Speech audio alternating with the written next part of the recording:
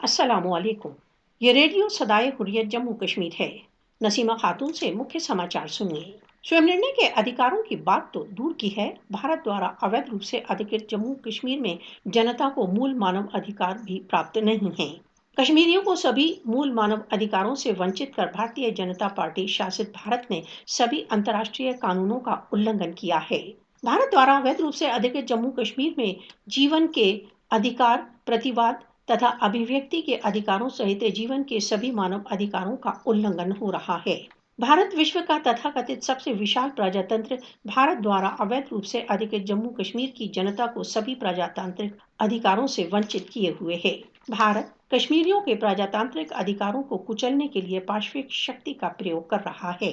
भारत द्वारा अवैध रूप से अधिकृत जम्मू कश्मीर में मोदी शासन राजनीतिक विरोध का गला घोंटने के लिए काले कानूनों का प्रयोग कर रहा है।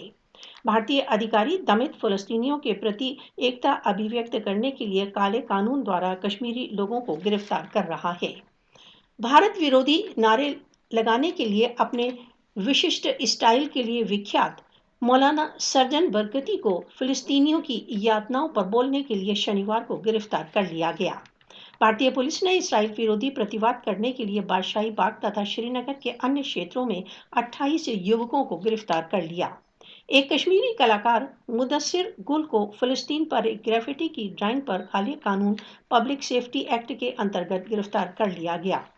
मोदी के नेतृत्व के भारतीय शासन के काले कानूनों ने भारत द्वारा अवैध रूप से अधिकृत जम्मू कश्मीर में प्रजातांत्रिक मूल्यों के प्रति उसकी उपेक्षा का पर्दाफाश कर दिया है।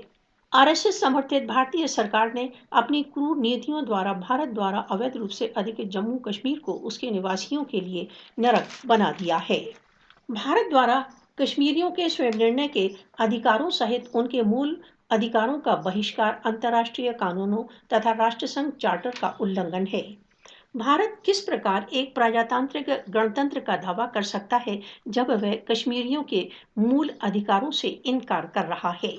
जब कश्मीरियों को उनके मूल अधिकारों से वंचित किया जा रहा है, सार्वभौमिक समुदाय को एक मौन पर्यवेक्षक नहीं बने रहना चाहिए। मोदी तथा उसके संगियों को कश्मीरियों के प्रत्येक अधिकार को कुचलने के लिए कानून के कटघरे में लाया जाना चाहिए। दमित कश्मीरियों की यातनाओं का नोटिस लेने के लिए विश्व समुदाय को जाग जाना चाहिए।